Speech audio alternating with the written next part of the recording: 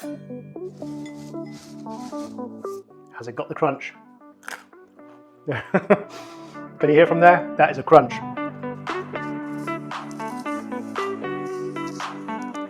Hi and welcome back to New Forest Feasts. Today we're going to have a second crack at making the crispiest homemade fries in your air fryer. The last time I had a go at this, I had just 7 followers at the time, and for me, with 20,000 views, that's going viral. Blew my mind, there's a lot of interest in it, so I thought I need to come back, revisit it with a second secret process. The first one was soaking the chip. This time around, we've got another one to make them even crispier. And to add to it, I'm going to try and make KFC's spice on the chips. So if you're interested, follow along. So let's cook. First up, we've got corn flour. Going to need about 1 tablespoon per portion. That's our secret ingredients. I'll show you how to use it later.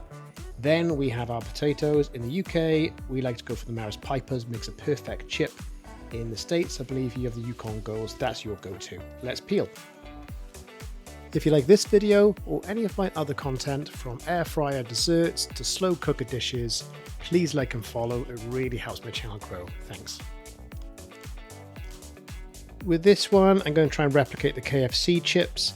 I've noted they tend to have the skin on the top and tail, so I don't know whether they peel the edges and just leave the top and tail of skin, but I'm going to go with that.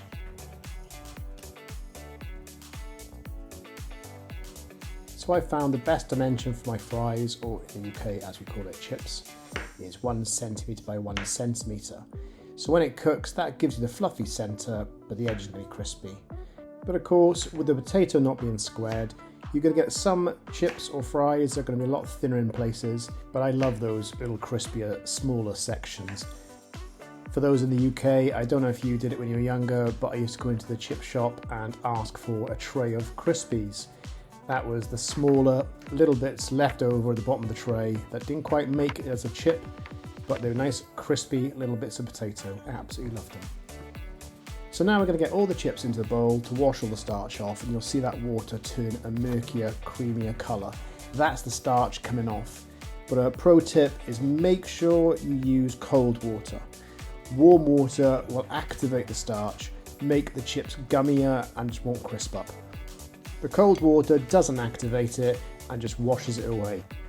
So the tip is, for a crispier chip, soak it in cold water in the fridge for half an hour. Before now, I've placed it in the fridge overnight and they come out brilliantly. Or if you're in a rush, wash them off in cold water, drain it away and fill the bowl up again, and keep on doing that until you get a nice clear water. It normally takes 2 to 3 changes of the water before you get nice crystal clear and then ready for the next process. Get yourself a nice clean tea towel, place it across the chopping board, drain the water from the chips, and then place them all onto the tea towel to dry off. Once they're dry, they should have a matte surface to them. If they have a slight sheen to them like this one, just keep patting them down until they're all nice and dry, ready for the next step. So dry the bowl off you used earlier and get those chips back in that bowl. Then preheat the air fryer. I'm going to pop it on for 3 minutes at 200 Celsius. That should do the trick. So along with the washing of the chips or fries, the next secret process is adding corn flour. Here I'm adding about 1 tablespoon per chip portion for fries.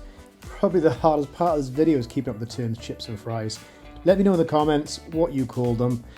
Either way, get the chips and fries in the bowl with the corn flour and give them a shake around, get them nice and evenly coated.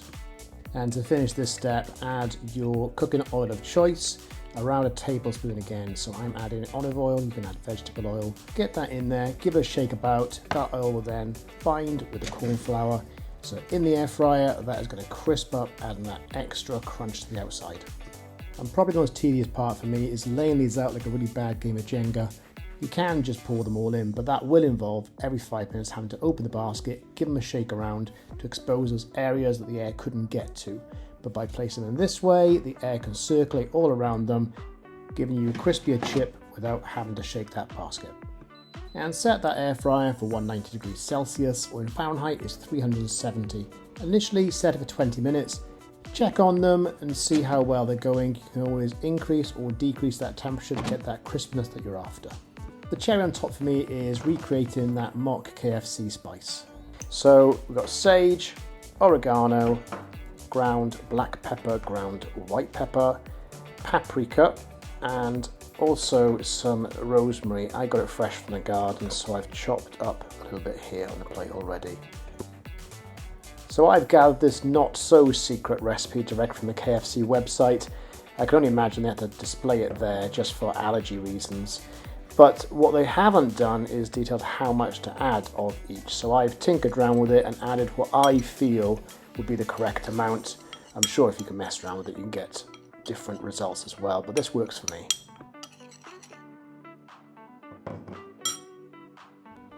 I know I said this is the no shake method. It does reduce it, so right at the very end, give it one shake for the last few minutes.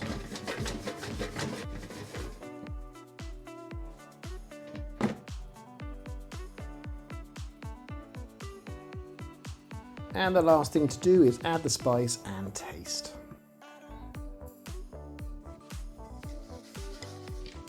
And I'm sure you can hear at your side, these are crispy. Just like a KFC, I add freshly cracked black pepper to serve. Okay, and my favourite bit, the taste test. Has it got the crunch? Can you hear from there? That is a crunch. Yep, there's some fluffy bits and there's some crunchy bits, which that's what I like, a bit of variety in there. And I'll tell you what, this KFC spice, it's not quite KFC, but I'd pay for it. It is really good. Yeah, it's got my approval. See you next time.